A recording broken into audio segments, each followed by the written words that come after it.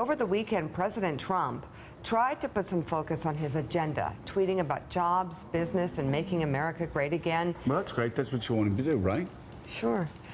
Despite what he called a witch hunt. Oh. And while the president pointed to his health care and tax reform plans, it was his tweet from Friday that is still taking up all the oxygen in Washington. Friday morning, shortly after we went off the air, he posted, quote, "I am being investigated for firing the FBI director by the man who told me to fire the FBI director. Witch hunt."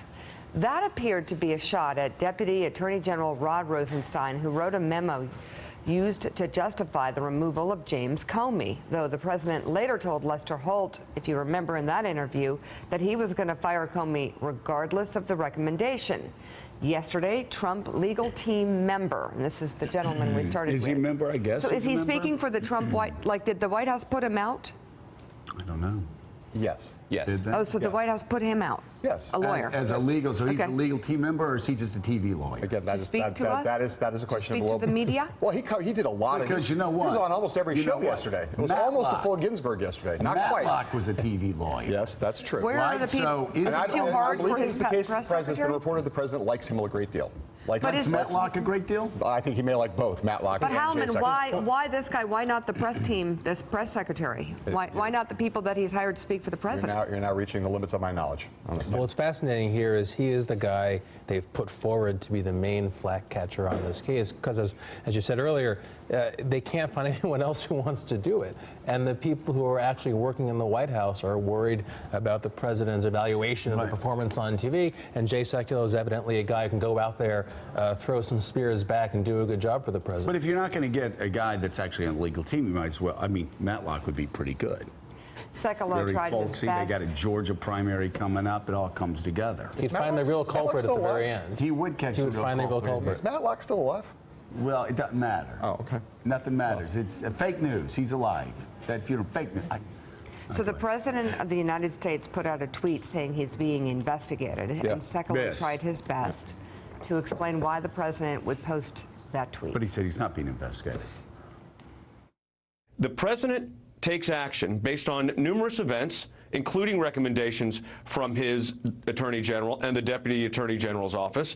He takes the action that they also, by the way, recommended, and now he's being investigated by the Department of Justice because the special counsel, under the special counsel regulations, reports still to the Department of Justice, not an independent counsel. So he's being investigated for taking the action that the attorney general and deputy attorney general recommended him to take by the agency who recommended the termination. So that's the constitutional threshold question here. That's why, as I said, investigation. What's the question? I mean, you've stated some facts. First of all, you've now said that he is being investigated after saying that you didn't. No.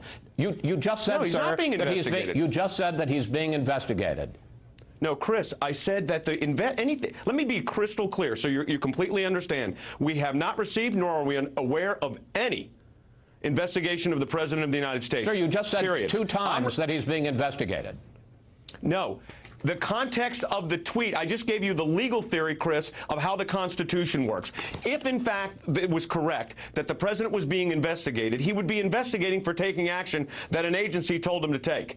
So that is protected under the Constitution as his Article I power. That's all I said. So I appreciate you trying to rephrase it, but I'm just being really direct with you, sir, I didn't rephrase it. The tape will speak. Jay, the tape will speak for itself. You said he is being investigated, and it's not just being. Wait a minute, Jay. And it's not Jay. It's not just being investigated for firing Comey. There's also the question of what he said to Comey when Comey was still the FBI director. So there's more than just the fact that he fired Comey. Chris, let me be clear. You asked me a question about what the president's tweet was regarding the Deputy Attorney General of the United States. That's what you asked me. And I responded to what that legal theory would be. So I do not appreciate you putting words in my mouth when I've been crystal clear that the president is not and has not been under investigation. I don't think I could be any clearer than that. Well, you don't know that he's not under investigation again, sir. I mean, I cannot read the mind. You're right, Chris. I can't read the mind of the special prosecutor. Okay, so we're in agreement. You don't know whether he's under investigation. You don't know whether he's under investigation or not. Okay, even though he did say, John Heilman, that he's under investigation twice. I mean, if Rob Reiner were to make a "this is Spinal Tap" for politics, It really would look a lot like that. I mean, the best moment is the moment when he's caught having said investigate twice, and he does a reset and says, I want to make this crystal clear. And you know, whenever someone says, I want to make this crystal clear, what they really mean is, I want to make this as muddy and confusing as possible to you. It's sort of a Nixonian, let me make this perfectly clear. But he did say 2 times the president was under investigation. The president admitted in a tweet he was under investigation. And I mean this seriously. I wonder who they, and I'll be honest with you, I get this feeling when Bill Clinton would so obviously lie. I wonder who they think is actually believing that they are not lying, other than their most hardened base. When Trump says he's being investigated, President Trump says he's being investigated, Jay Sekulow says it twice. Look, I think... And then they go, oh, wait, no, he's not being investigated. I think they are devoted to creating an alternative narrative about this investigation, about these facts, because there is an audience for that. And the base is important when you're under fire, and that's why they're doing it. I'm not saying I believe it, but that's the point of it. But it is just on the transcript. I know. It's right there. Like, I'm sorry. You are entitled to your own opinions, but as Ronald Reagan said, facts are stubborn things. Facts are facts. They've all said he's being investigated. Yeah. They can't weasel their way out of it, and I can't believe somebody sitting at home would be dumb enough to go, oh, yeah, even though they're all admitting they're under investigation, now we're going to believe they're not under investigation. Yeah, this is the other. There's one other data point that we have here, which is when Jim Comey was testifying before Congress about whether or not he believed that Bob Mueller was going to investigate potential obstruction of justice. Director Comey said that he was, quote unquote, sure that they would.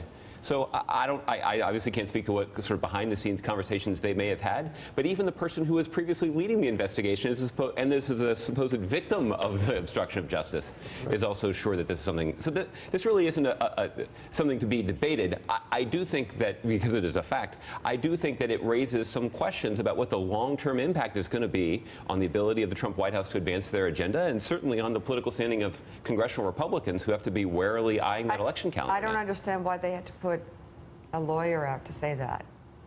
Well, again, I think he probably is the only one who's willing to do it, and he got compensated handsomely for doing so. Are you saying the press team refuses to speak, the press secretary? I wouldn't blame him if that were their... That would be very... I wouldn't blame him either. That would be very wise. That would be the first person manning up inside the White House. Every time they go out, they get blindsided, John Heilman. But let's just note that the idea that he's not under investigation sort of fights the claim that there's a witch hunt.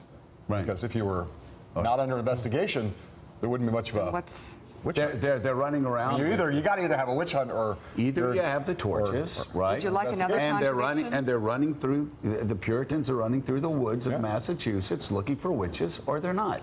So how do you have a witch hunt without an actual witch? Correct. But unfortunately, as Brian Klaus said, the witch went on TV and said, "Hey, Lester, I am a witch." Oh. I weigh more than that sack of feathers. Exactly. So here's another one. So on we're Friday, off to the races, my friend.